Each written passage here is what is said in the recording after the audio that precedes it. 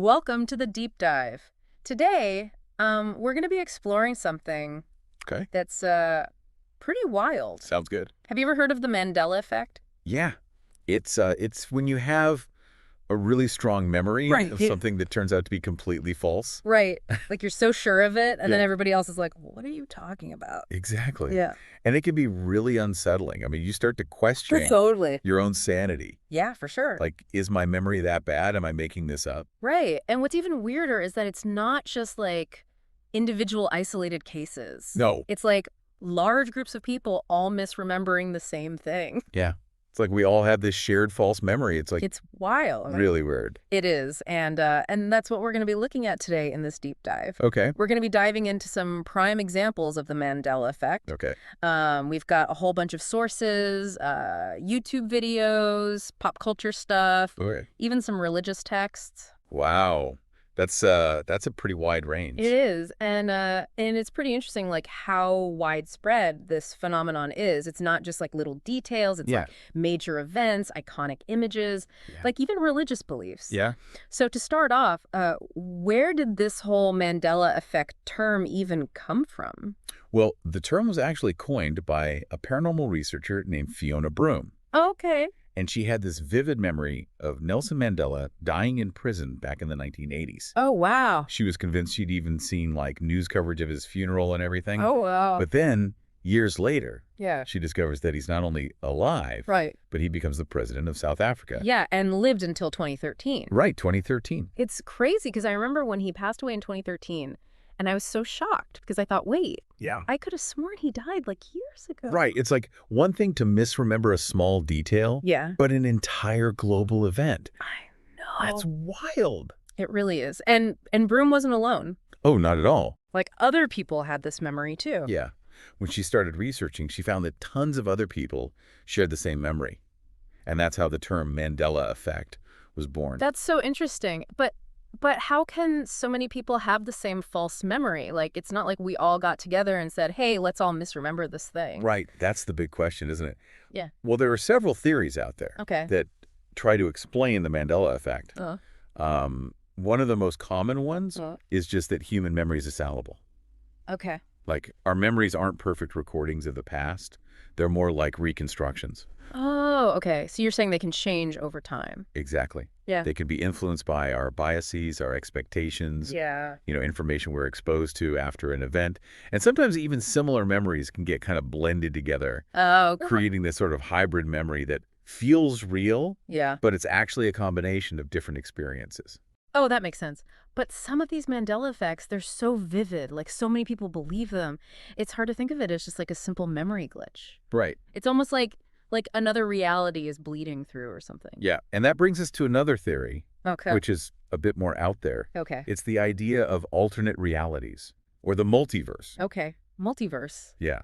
So this theory suggests that there could be multiple universes, like existing alongside our own. Whoa, okay. And each of these universes has slight variations. Oh, okay. In history, in details, even like the laws of physics could be different. So, like, are you saying there's a universe where the Berenstain Bears is spelled with an E? It's a mind-boggling concept, right? Totally. But there's no scientific proof Right. that the multiverse actually exists. Yeah. But it's an idea that's been explored in physics, Okay. Especially in the many worlds interpretation of quantum mechanics. Wow. So we've got false memories, alternate realities. That's a lot to unpack. It is. Before we go too deep into all that, maybe we should try to organize all these examples. Yeah, that's a good idea. You get a better sense of this whole Mandela effect thing. Absolutely. Categorizing them can be really helpful. Okay.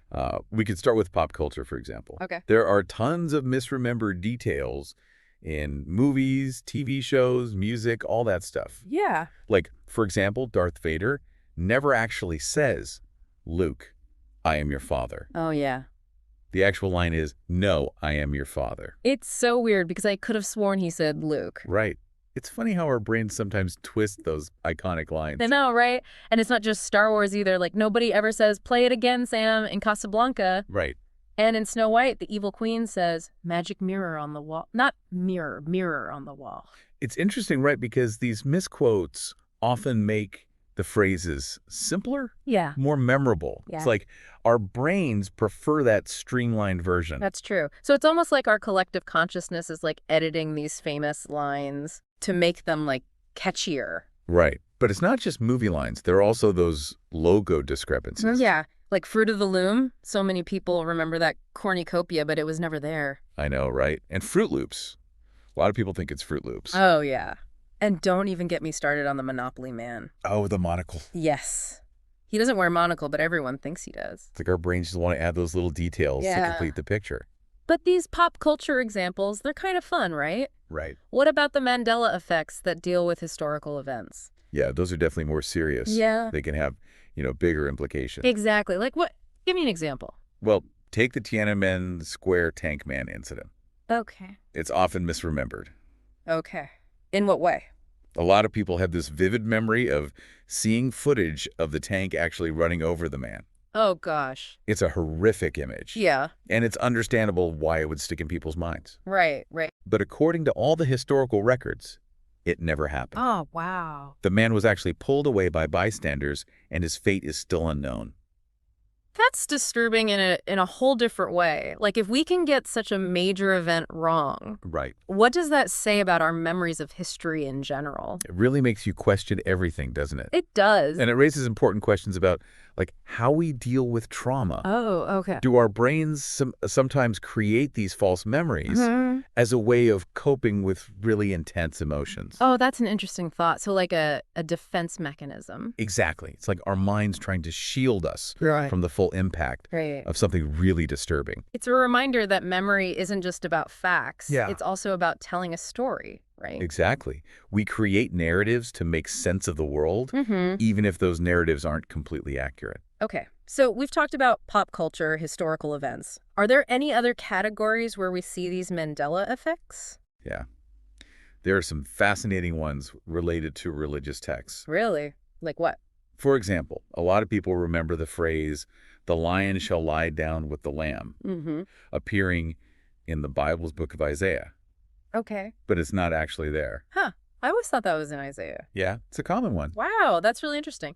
And in this context, it makes me think of that Sufi imam you mentioned earlier. Oh, right. The one who talked about the jinn. Yeah.